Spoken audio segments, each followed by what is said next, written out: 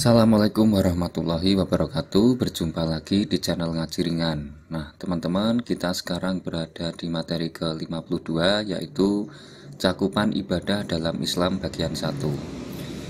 Allah Ta'ala telah menciptakan manusia agar mereka beribadah kepadanya, yaitu agar mentaati dengan ketaatan yang disertai perendahan diri sepenuhnya dan kecintaan. Berikutnya muncul pertanyaan, dalam hal apakah ketaatan ini harus dicurahkan? Dalam ranah apakah ibadah itu harus dilakukan? Syekh Yusuf Al-Qadrawi, Hafizatullah, dalam bukunya Al-Ibadah fil Islam, menyatakan bahwa jawaban dari pertanyaan tersebut akan menyingkap suatu hakikat yang penting, yaitu cakupan ibadah dalam Islam serta keluasan cakrawalanya, mencakup persoalan agama seutuhnya. Tau tasimulut dinakuluh. Syekh Al-Qadrawi Hafizatullah mengutip pertanyaan Syekhul Islam Ibnu Taimiyah rahimahullah sebagai berikut. Ibadah itu satu kata yang jami', meliputi mencakup segala perkataan dan perbuatan yang dicintai Allah. Karena itu, sholat, zakat, puasa, haji, berkata benar, menyampaikan amanat, menghormati ayah dan ibu, memelihara hubungan kerabat, memelihara perjanjian, amar ma'ruf, nahi munkar, jihad, menghadapi orang-orang kafir dan munafik, berbuat baik kepada tetangga, anak yatim, orang miskin, Ibnu Sabil, menyayangi binatang, berdoa, berzikir, membaca Quran, dan lain sebagainya, itu adalah termasuk ibadah. Begitu juga mencakup mencintai Allah dan Rasul-Nya. Takut kepada Allah, kembali kepadanya, ikhlas memurnikan agamanya, sabar terhadap hukumnya, mensyukuri kenikmatan darinya, ridho terhadap segala ketetapannya, mengharap kasih sayangnya, takut akan azabnya, dan lain sebagainya. Semua itu termasuk dalam ibadah kepada Allah. Syekhul Islam Ibnu Taimiyah rahimahullah juga menuturkan dalam bagian lain di Risalah Al-Ubudiyah, maka segala usaha yang diperintahkan oleh Allah atas hamba-hambanya adalah ibadah. Jadi ibadah di dalam Islam itu memiliki cakrawala yang demikian luas, yakni mencakup perkara-perkara yang wajib dikerjakan al-wujub, perkara-perkara yang dianjurkan an-nabdu, dan bahkan perkara-perkara yang diperbolehkan al-ibadah. Mencakup esensi kemanusiaan seutuhnya atau tasimulul kianil basyari kulihi. Ibadah dalam Islam mencakup ibadah hati, al-qalb, akal, al-aql, dan al-jawari, anggota badan. Syekh Yusuf Al-Qaradawi Hafizatullah berkata, maka seorang muslim dapat beribadah kepada Allah dengan pikiran, hati, lisan, dan indera-inderanya yang lain. Dapat beribadah dengan badan seluruhnya. Pertama, beribadah kepada Allah Ta'ala dengan hati. Hal ini dilakukan dengan cara menanamkan ikhlas, tawakal, mahabbah, sabar, tobat, takut, harap, yakin, niat, ridho, seraya menghindarkan hati dari sombong, riya, ujub, hasad atau dengki, ghaflah, lalai, dan nifak. Kedua, beribadah kepada Allah Ta'ala dengan akal. Hal ini dilakukan dengan cara tafakur, yakni memperhatikan dan merenungkan kejadian dirinya dan alam semesta. Memikirkan tentang kerajaan langit, bintang, planet, galaksi, dan lain-lain, bumi, dan apa saja yang diciptakan Allah Ta'ala. A'udzubillahi minasyaitonirrajim. Bismillahirrahmanirrahim. Inna fi khalqis samawati wal ardi wa ikhtilafil laili wan nahari la ayati li ulil albabil ladzina yadhkurunallaha qiyama wa qu'uda wa ala junubihim wa wa yatafakkaruna fi khalqis samawati wal ardi Rabbana ma khalaqna hadza batila subhanaka faqina adzabannar.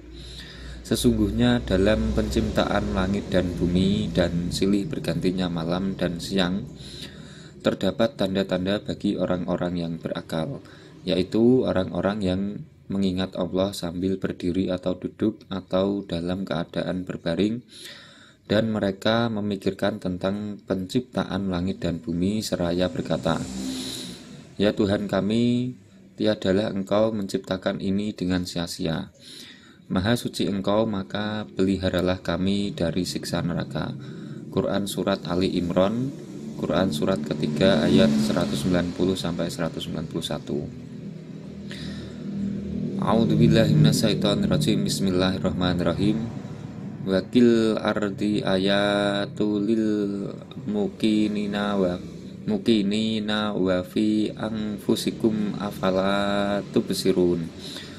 Dan di bumi itu terdapat tanda-tanda kekuasaan Allah bagi orang-orang yang yakin dan juga pada dirimu sendiri. Maka apakah kamu tidak memperhatikan? Quran Surat Az-Zariyat, Quran Surat ke-51 ayat 20.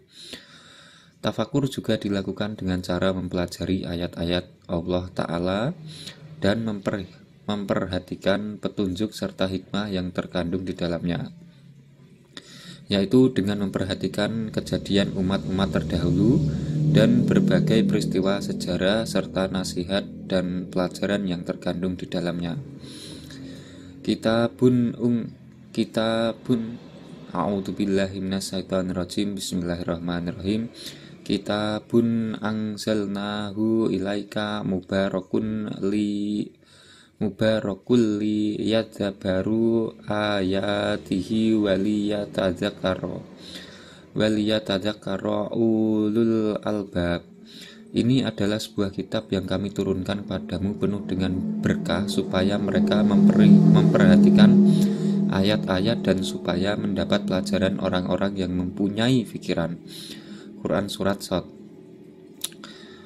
Karena begitu tingginya nilai tafakur, Ibnu Abbas radhiyallahu anhu pernah berkata, "Tafakkaru sa'ati khairum min qiyami lailah." Berpikir sesaat lebih baik daripada qiyamul lail. Ketiga, beribadah dengan anggota badan, telinga, mata, indera, perasa, pencium, peraba, tangan, dan kaki. Dapat beribadah kepada Allah. Ibadahnya telinga, yaitu dengan mendengar penjelasan ayat-ayat Allah, menyimak bacaan sholat, memperhatikan khutbah, mendengarkan Al-Quran, serta menghindar dari mendengarkan kekufuran,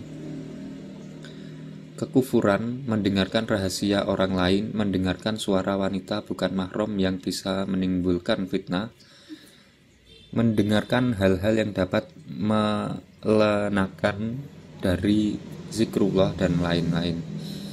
Ibadahnya mata atau penglihatan, yaitu melihat kitab-kitab ilmu, melihat orang tua, melihat wajah para ulama, melihat tanda-tanda kekuasaan Allah, seraya menghindar dari melihat wanita yang bukan mahram dengan disertai syahwat, melihat aurat orang lain, dan lain-lain. Ibadahnya indera perasa, yaitu makan dan minum yang halal dan baik, makan dan minum obat seraya menghindari dari makan dan minum yang haram atau syubhat, atau makan dan minum melebihi dari kebutuhan, termasuk juga menghindari makan dan minum di walimah yang kita tidak diundang di dalamnya, dan lain-lain. Ibadah indera penciuman, yaitu semua ciuman yang dapat membedakan zat-zat yang halal dan haram, serta membedakan zat-zat yang berbahaya dan bermanfaat, seraya menghindari mencium wangi-wangian yang haram baginya, contoh wangi-wangian dari wanita yang bukan mahram dan wangi-wangian dari orang zalim, dan apa saja yang tidak membawa maslahat baginya. Ibadah indera praba, yaitu meraba-raba istri ketika akan jima, seraya menghindar dari meraba wanita yang bukan mahramnya atau meraba istri karena hendak merasakan kenikmatan dalam keadaan ihram, iktikaf dan puasa jika ia tidak dapat menahan dirinya. Ibadahnya tangan dan kaki yaitu untuk digunakan bekerja mencari nafkah, menolong orang, melempar jumroh, menulis sesuatu yang bermanfaat, menuang timba, beribadah, menghadiri undangan atau majelis ilmu yang lain, serta menghindari menggunakan untuk membunuh yang diharamkan, menulis perkara batil, mendatangi tempat maksiat dan lain-lain. Hingga soal berkendaraan pun hendaknya berada dalam kerangka ibadah, misalnya menggunakan untuk jihad, pergi haji, thalabul ilmi, silaturahim, birrul walidain, dan lain-lain. Suatu hal yang tidak boleh kita lupa yakni lisan, ia pun dapat beribadah pada Allah Ta'ala dengan cara berzikir, tilawah, berdoa, bertasbih, dan bertakbir. Allah Ta'ala berfirman, A'udzubillahi minasyaitonirrajim, Bismillahirrahmanirrahim. Ya ayyuhalladzina amanu dzkurullaha dzikran katsira wasabbihuhu bukratan wa asila. Hai orang-orang yang beriman, berzikirlah dengan menyebut nama Allah, zikir yang sebanyak-banyaknya, dan bertasbihlah kepadanya di waktu pagi dan petang. Quran Surat Al-Ahzab. A'udzubillahi minasyaitonirrajim. Bismillahirrahmanirrahim.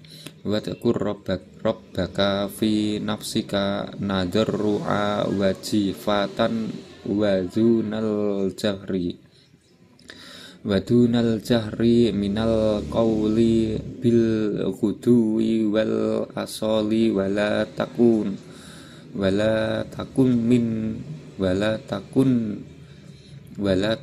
minal ghafilin.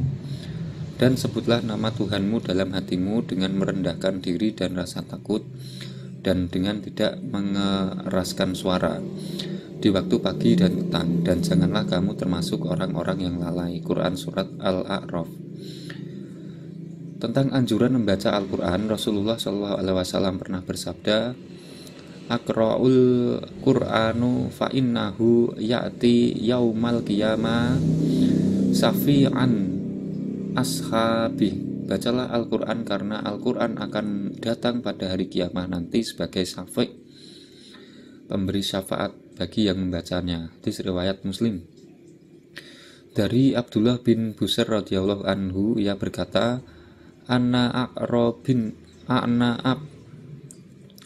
a'rabiyya qala li Rasulillahi sallallahu alaihi wasallam, Ya Rasulullah, inna sarai al-islami qad kasurat alayya fa'am bi'miha bisai'i atasabbasu bih qala la yazalu lisanuka radba min dzikrillah. Seorang badui datang pada Nabi SAW kemudian berkata, Wahai Rasulullah, sesungguhnya syariat-syariat Islam sudah banyak pada kami. Beritahukanlah kepada kami sesuatu yang kami bisa berpegang teguh padanya. Nabi SAW bersabda, hendaklah lidahmu senantiasa berzikir pada Allah Azza wa Jalla. Hadis riwayat Ahmad. Itu tadi teman-teman, materi ke-52 yaitu cakupan ibadah dalam Islam bagian 1. Mudah-mudahan semuanya bermanfaat. Mohon maaf bila ada kesalahan kata atau pemilihan bahasa yang kurang tepat. Saya akhiri, wallahul muwaffiq ila thoriq. Wassalamualaikum warahmatullahi wabarakatuh.